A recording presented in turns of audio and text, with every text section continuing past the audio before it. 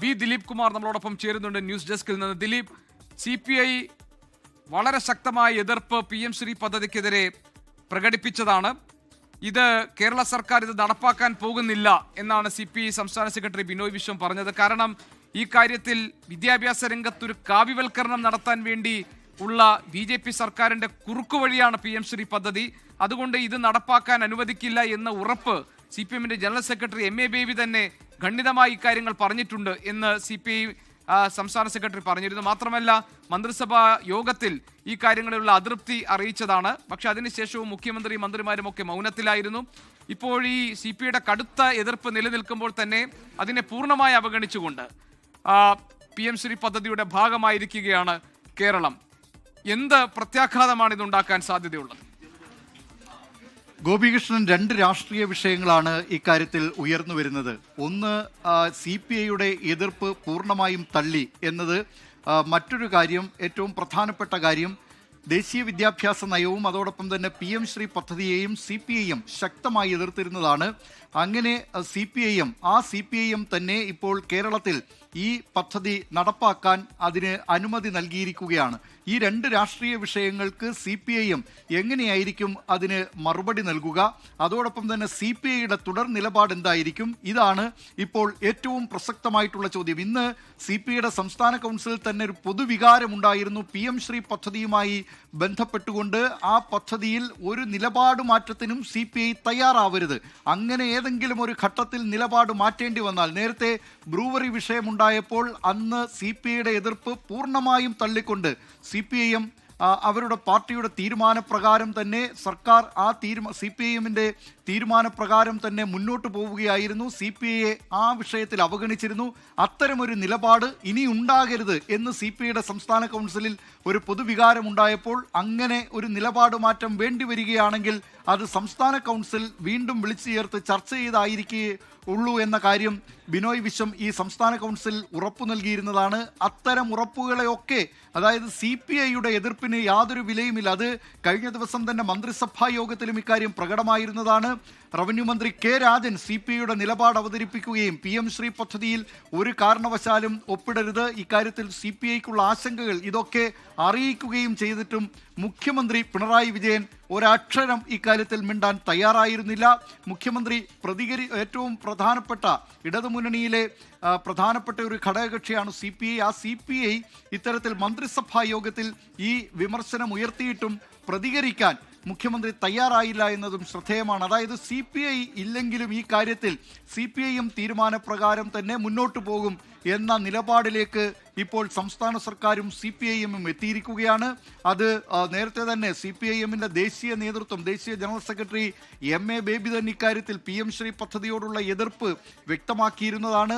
അങ്ങനെ ഈ എതിർപ്പ് പ്രകടമാക്കിയ CPIM ഇനി എന്തു ചെയ്യും? ഇപ്പോൾ തന്നെ ഈ പദ്ധതി നടപ്പാക്കാത്ത, PM ശ്രീ പദ്ധതി നടപ്പാക്കാത്തത് ഇന്ത്യയിൽ 3 സംസ്ഥാനങ്ങൾ മാത്രമായിരുന്നു. അതിലൊന്നായിരുന്നു കേരളം, മറ്റൊന്ന് തമിഴ്നാട്, മറ്റൊരു സംസ്ഥാനം പശ്ചിമ ബംഗാൾ.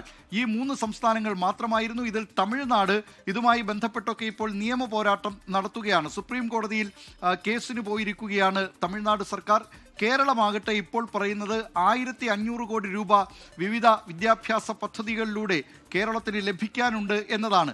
2022-23 കാലഘട്ടത്തിൽ കേന്ദ്ര സർക്കാർ ഈ പദ്ധതി കൊണ്ടുവരുമ്പോൾ ഓരോ ബ്ലോക്കിലും ഒരു വിദ്യാലയത്തെ അത് മാതൃകാ വിദ്യാലയമാക്കി ഉയർത്തിക്കൊണ്ടുവരിക, അതിനുവേണ്ട ധനസമാഹരണത്തിൻ്റെ ഏതാണ്ട് 1.25 കോടിയോളം രൂപ ഈ വിദ്യാഭ്യാസ സ്ഥാപനത്തിൻ്റെ, ഈ വിദ്യാലയത്തിൻ്റെ കാര്യങ്ങൾക്കായി ചെലവഴിക്കുക. അതിൽ 60% തുക കേന്ദ്ര സർക്കാരും 40% തുക സംസ്ഥാന സർക്കാരും എന്ന നിലയിൽ ചെലവഴിക്കുക.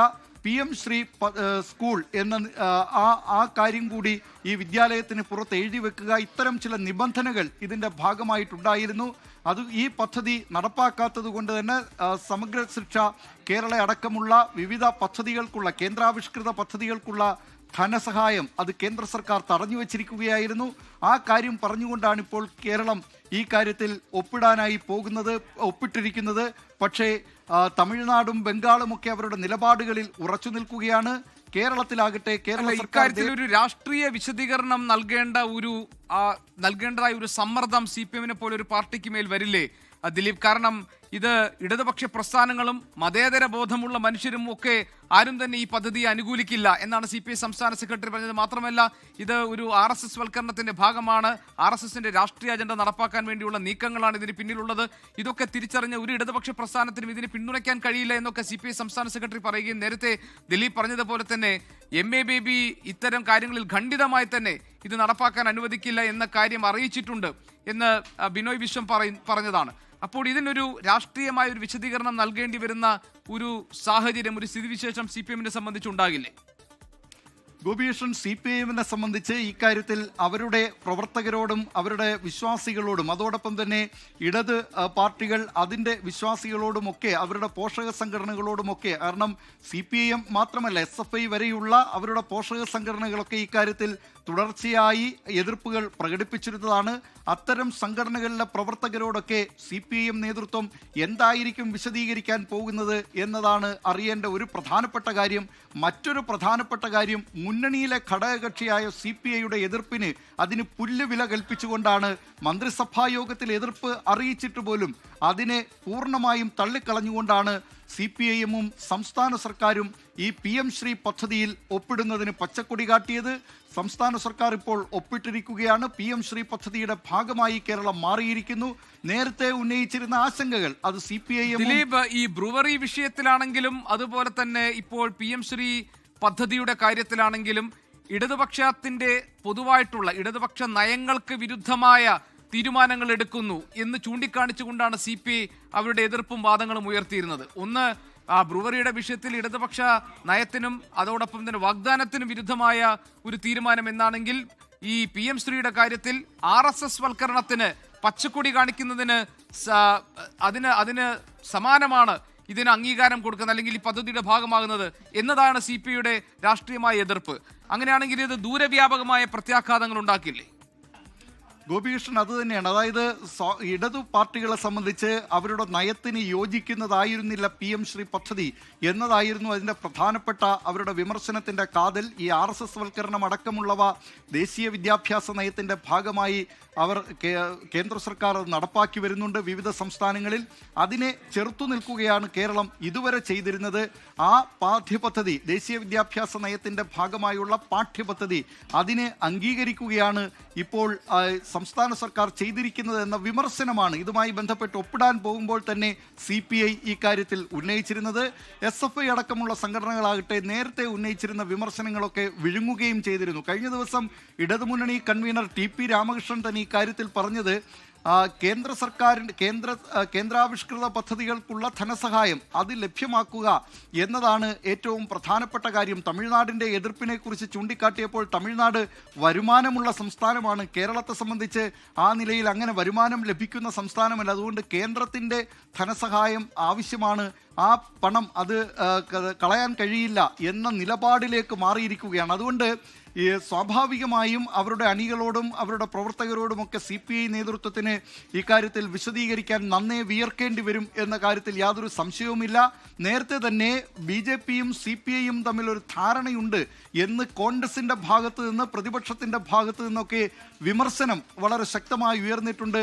അതിനു പിന്നാലെയാണിപ്പോൾ ഈ CPI-യുടെ എതിർപ്പ് അവഗണിച്ചുകൊണ്ട് ഈ നിലയിൽ PM ശ്രീ പദ്ധതിയിൽ നേരത്തെ CPI-യും SFI-യും ഒക്കെ ഉയർത്തിയിരുന്ന എതിർപ്പുകൾ അത് ഇല്ലാതാക്കിക്കൊണ്ട് അല്ലെങ്കിൽ അത് വിഴുങ്ങിക്കൊണ്ട് ഇപ്പോൾ സംസ്ഥാന സർക്കാർ ഈ PM ശ്രീ പദ്ധതിയിൽ ഒപ്പിട്ടിരിക്കുന്നത്. അതിനുള്ള തീരുമാനം നേരത്തെ തന്നെ CPIM കൈക്കൊണ്ടിരിക്കണം. അതിൻ്റെ തുടർച്ചയായാണ് ഇപ്പോൾ ഈ നിലയിൽ, അതായത് CPIക്ക് മറുപടിയില്ലാതെ CPIയുടെ എതിർപ്പുകൾ പൂർണ്ണമായും തള്ളിക്കളഞ്ഞുകൊണ്ട് CPIക്ക് ഒരു വില പോലും കൽപ്പിക്കാതെ സംസ്ഥാന സർക്കാർ ഈ നിലയിൽ ഒരു കൂട്ടുത്തരവാദിത്വമാണ് മന്ത്രിസഭയുടേത് എന്ന് പലപ്പോഴും പറയുമ്പോഴും മന്ത്രിസഭയുടെ കൂട്ടുത്തരവാദിത്വം ലംഘിക്കപ്പെട്ടോ എന്നതടക്കമുള്ള വിമർശനത്തിലേക്ക് ഇത് വഴിയൊരുക്കുമെന്ന കാര്യത്തിലും സംശയമില്ല. ലോകത്തെവിടെയായാലും ഏത് സമയത്തും 24 വാർത്തകളും ഓഗ്മെന്റഡ് റിയാലിറ്റി പാക്കേജുകളും എക്സ്പ്ലെയിനറുകളും വിശദമായി കാണാൻ ഞങ്ങളുടെ YouTube ചാനൽ നിങ്ങൾക്ക് സബ്സ്ക്രൈബ് ചെയ്യാം.